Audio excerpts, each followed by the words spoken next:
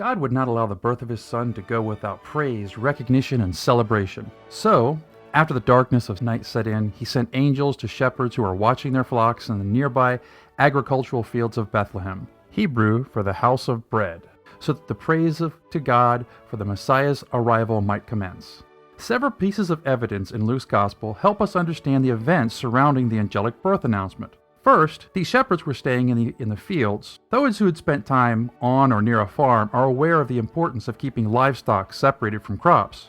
Our assumption is that the people in Bethlehem would have a similar concern, particularly since Bethlehem was famous for its grain fields. So we do not expect to see livestock in these fields before the harvest or times of sowing. However, when the harvest was complete, the shepherds were welcome to bring their animals into the fields so they could nose through the stubble for leftover kernels the harvesters had missed. In return, the sheep left behind valuable manure that improved the quality of the soil, increasing the yields of the fields in the following season. Thus, after harvest, it's no surprise to find shepherds with their flocks in the agricultural fields located just east of Bethlehem. Our curiosity rises, however, when we note that Luke's Gospel mentions that the shepherds to whom the angels announced Jesus' birth were keeping watch over their flocks at night. Typically, sheep and goats grazed during the day and were brought into the sheepfolds for the night. The unusual conduct of the shepherds who were in the field rather than a sheepfold at night may indicate they were not ordinary shepherds, but temple shepherds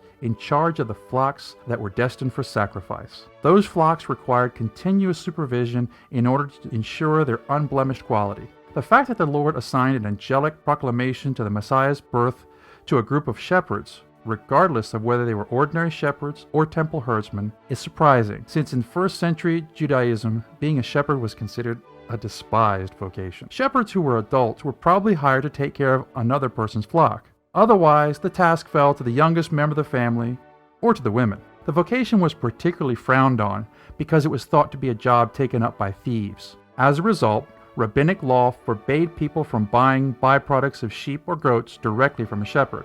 Rather than making the announcement of the Messiah's birth to the rich and famous, the angel delivered the great news to those considered outcasts, who were doing the undesirable night duty in the harvested grain fields near Bethlehem. After the angel told them the amazing news, the Messiah had been born nearby, and the angelic chorus filled the night with praises to God, those shepherds went to find the newborn King Jesus. They found Mary and Joseph and the baby who was lying in the manger. After seeing the baby, the shepherds spread the word of the newborn King and returned to their flocks, glorifying and praising God for all the things they had heard and seen. The Messiah was to be born of a virgin in Bethlehem, and it was to shepherds in the agricultural fields east of Bethlehem that the angels of God proclaimed the Messiah's arrival, personally inviting them to meet the bread of life, who was born in Bethlehem, the house of bread.